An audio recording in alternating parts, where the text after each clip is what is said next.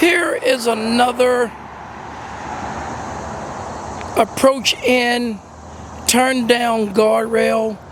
Again, these things have the potential to turn your car, or to basically act as a ramp and flip the car over or launch the car over into the ravine or into another object such as a utility pole or something like that if they are located there.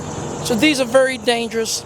This one happens to be on a exit ramp with a very steep turn.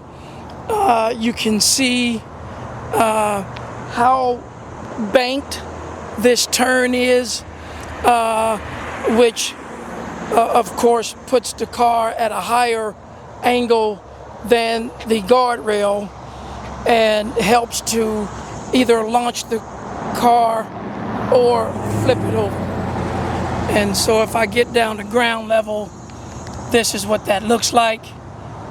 And I'm about mid-span of the turn down now. So again, these are obsolete guardrails. The Federal Highways Administration has recommended their removal